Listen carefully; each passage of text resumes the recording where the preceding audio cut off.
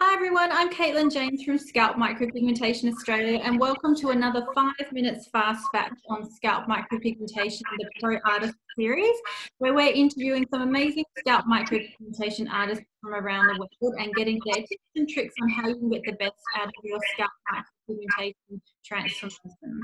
Today we have the pleasure of having the very lovely Kelly Smith-Forshaw on the program, who has been a cosmetic tattooer since 2004 before entering the scalp micropigmentation space more recently. She's best known for her paramedical tattooing skills on facial feature restoration, as well as a specialty. She loves working with compromised cases, including scars, burns, and skin grafts, as well as corrective work and work that tends to be more difficult or complicated in the cases of permanent makeup. These skills have translated well into her scalp micropigmentation career and is now finding more and more complicated cases, finding her way to help for better help, including beard stubble replication using scalp micropigmentation technique over scars and burns, or maybe skins that have had radiotherapy. So welcome, Kelly, from MEDICOS to the program today. Kelly may be a familiar face. She works with the Finishing Touches group as well, so you may have seen her in our permanent makeup and scalp micropigmentation field before, so welcome. Thank you. So tell us a little bit more about yourself and how you came to enter the industry and what your business MEDICOS has to offer. So I started in my family business, which was in hair loss. So we did wigs and hair pieces, and that was in around about 1997. And then from there, I wanted to get into the cosmetic side of things for the ladies with alopecia. So maybe they'd lost their eyebrows, they'd lost their eyelashes. So I started in the cosmetic side. Absolutely loved doing that. Did some training and started teaching other people once my knowledge was up to date. And then it led on to the medical side, which is my absolute love and passion. Yeah, beautiful. And so what does your business offer? So you do all types of permanent makeup, is that right? That is, I do the eyebrows, the eyeliner, the lip blush, and then I also do the skin side of things, so the meso, the skin needling, and then also the medical, which is my expertise, my niche, which is scars, burns, cleft lip, vitiligo, skin camouflage, breast reconstruction, and yeah, and removal as well.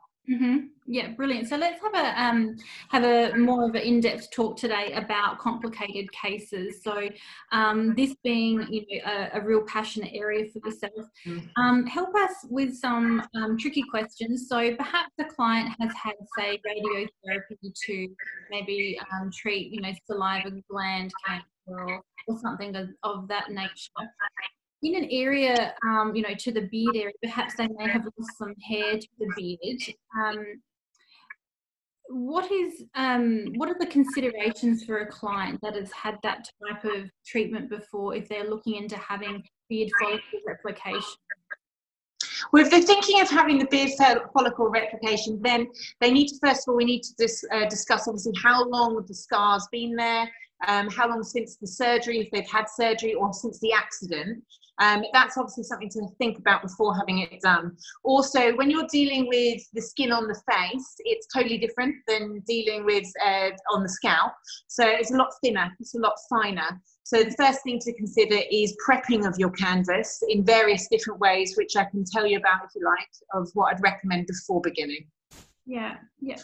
So if the skin is more compromised as an artist, perhaps a client needs to go into this with a lot more eyes wide open as such. They need to have a lot more information presented to them. Is that because there's a lot more complications? Things can go wrong with these skins that are compromised, and what sorts of things, I guess, could those things be? So when you're dealing with a scar in particular, if you think of it, it can be very, very hard. It can also be very taut as well. So before introducing colour into the area, you need to break down that scar. The best way I like to describe it to a client or a patient is that if you're an artist and you were trying to draw a picture, you would want your canvas as smooth as possible rather than it lumpy and bumpy in order to get the best longevity out of the treatment you're going to do. So you would need to prep that first and make sure that it's as smooth as possible before even thinking about implanting colour. Yeah. And how soon is too soon? So when people have had treatment done, you know, do you have a recommendation of a safe time frame where that skin can be treated? I mean, every skin is different and every scar is different. With the cosmetic side, for like the eyebrows, for example, we normally say anytime after 4 weeks after having a treatment done. But if you've had surgery and it's compromised skin, then you're looking anything really like an FUT or an FUE scar. We say really about 9 months would be ideal, 9 months, but sometimes it can even take up to 2 years before you could actually meant to treat a scar. Yeah, because I think a lot of people, you know, are under the impression that, right, you know, I've got this scar, so say they've had an accident or they've had the radiotherapy and they want to get back to normal as soon as possible. But really, they need to be patient because it can be quite a long process, you know, before that skin is truly ready, and not to rush into something like that, because you really only have one chance of getting this corrected nicely, and if you jump in too soon, then that's when we can experience complications. I mean, after radiotherapy in particular, the skin becomes a lot thinner, and so in which case my advice would be to maybe start off more gently as well.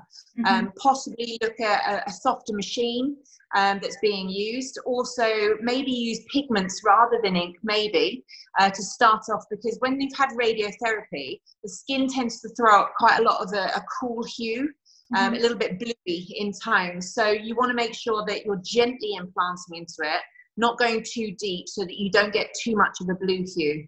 Yeah, and that can, you know, for any new scalp micropigmentation artists, you know, these sorts of treatments are generally not recommended. You know, you really need to have a good skill set and knowledge base before taking on like this. So I guess for a customer or patient who's looking into scalp micropigmentation or beard follicle replication, they need to know that they're going with somebody that does have the experience behind them.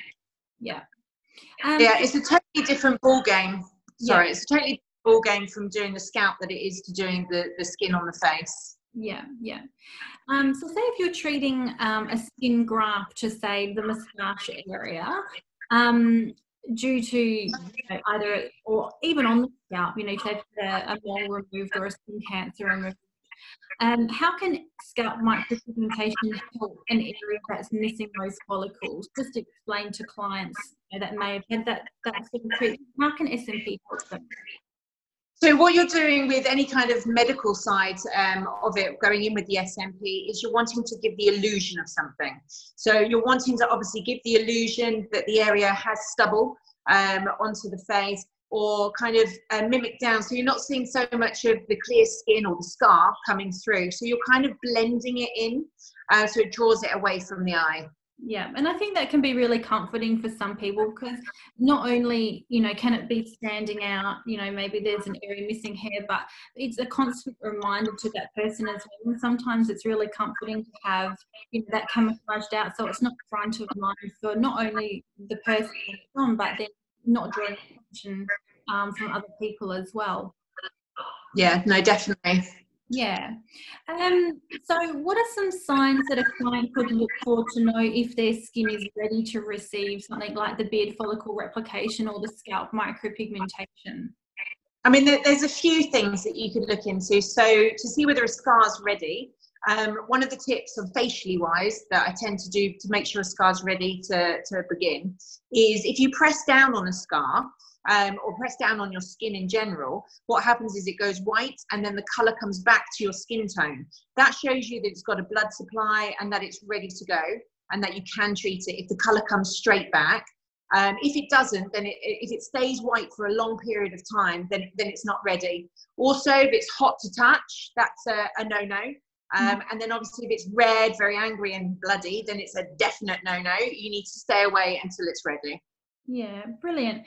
Wonderful. So that's sort of a nice little introduction to someone that might have something a little bit more complicated, as a scalp scar or a skin graft, or an area that may have had some sort of a cancer treatment to it. So thank you so much, Chloe, for having a chat with us today. Hopefully that helps someone out there that's maybe gone through something like that, to make them feel more comfortable about the idea of having scalp micropigmentation to camouflage it, or the beard follicle application to camouflage it. So thank you so much, Kelly. Thanks so much for your time. You're welcome. Thank you for contacting me. No worries. And if you have any questions or comments, we want to hear from you. So as always, don't be shy. Please make sure that you call us or email us. I'll pop up something in the comments below. And don't forget to subscribe to the channel so you don't miss out on any updates as we release our latest content. So thanks all for watching, and we hope to see you soon.